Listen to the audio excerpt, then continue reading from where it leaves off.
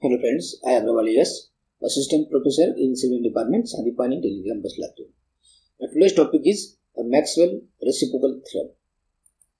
Now the learning outcomes. After watching this video, student will be able to understand the concept of work done by force, and also student will be able to understand the Maxwell Reciprocal Theorem. Now Maxwell Reciprocal Theorem states that the deflection at D due to the load P at C is the same as the deflection at C if the same load P were applied at the D. So here we can say that delta CD is equal to the delta DC, where the first point is the point of deflection and the second letter is the point of application of the force. So here delta CD means here a deflection at C due to the application of load at D is equal to here first letter is a deflection. So again here is a deflection at D due to the application of load at the C. So delta CD is equal to delta DC. This is the Maxwell Reciprocal Theorem. Now some key points here. Maxwell Reciprocal Theorem doesn't just apply to beams but to any linear elastic body including the surface. It doesn't just apply to displacement but also to the rotation produced by torques. Now the work done against the increasing resistance is considered as 1/2 force into the displacement. Now if a force is moved by a distance y, then the work done is equal to the force into the distance. And this theorem is derived relatively straightforwardly by examining the work done when two different loads are applied. Now the first case, here this is simply supported beam, here the 2 points D and the C. First we here apply the load P at C gradually. So apply the load P at this point C gradually now. So this will cause the deflection is like this. So we denote this deflection under this load is delta CC. So deflection at C due to the load at C, that is why it's delta CC. So work done is equal to, here is we can say that load is applied at C and deflection at C, that is why here is a average load into average load P, average load into the delta CC, that is 1/2 P into the delta CC. Then next here apply the additional load P at point D gradually. So we are applying the load at the point D gradually P, but this is already the deflection. So this will cause the excessive deflection like this. So now, so deflection under the D, that we call as delta DD, because here deflection under the point D and application of the force is also the D, that is why it's a delta DD. And here is a delta CD because deflection at C due to the application of load at the D, that is why the delta CD. So work done is additional work done is equal to, at here this is the work done carried by the force is average force into the displacement. So 1/2 P into the delta DD, and here this load is already applied, that is why this work done is equal to the this force into the only the displacement, not the average load, because this load is applied already here initially. So this is the additional work done 1/2 P into delta DD plus P into delta CD.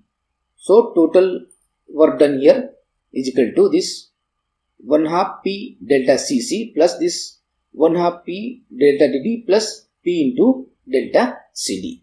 This is our case number 1, where we have applied the initially load at the C first, then additional load at the D. So total work done is equal to this 1 half P into delta Cc plus 1 half P into delta Dd plus P into delta Cd. Now the second case here, again the same point C and the D, but here we are applying the load P at the point D gradually now first. So here load is applied P at the point D. So this will cause deflection is like this somewhat. So this point we denote as the delta Dd, because here this P load is causes a deflection at the point D. So load is applied at D and deflection at D. That is why it's a delta Dd. So work done is equal to, that we know, is average load into P into the delta Dd. What is the average load into force into the displacement? Because this force causes the displacement gradually. Now here additionally load P is applied at the point C. So we are applying the load at the C in this way. So this load causes the deflection like this. So these are our deflections. So under the point C, so this is called a delta Cc, because at here due to this load, this deflection is a increasing resistance like that.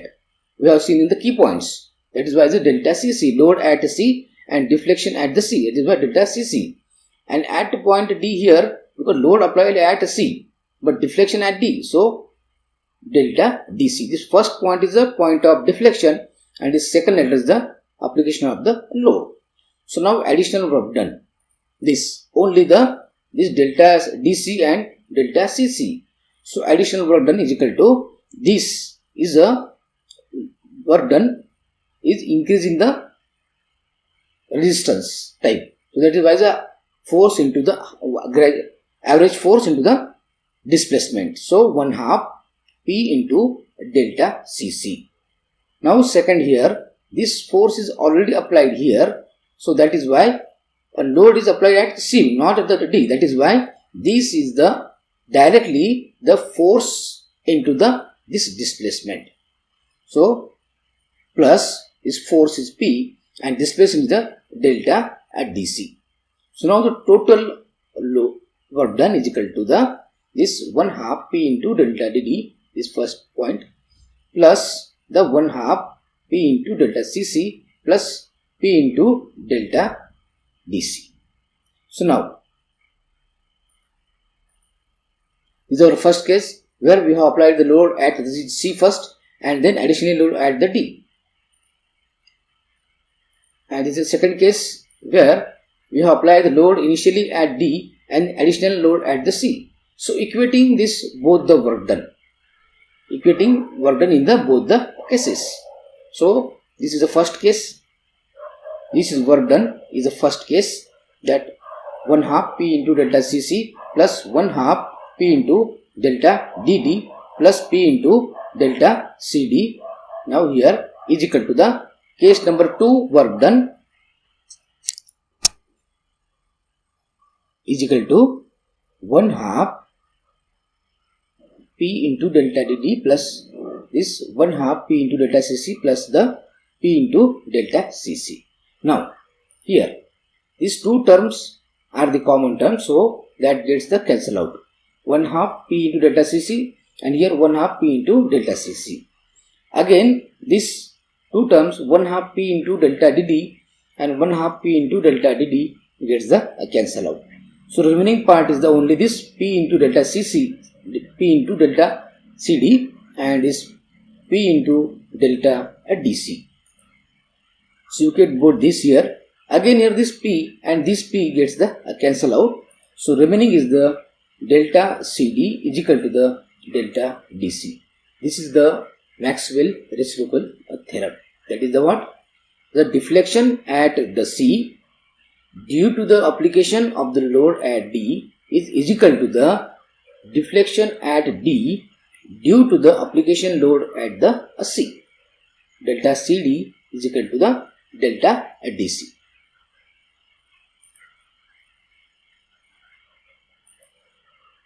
Thank you.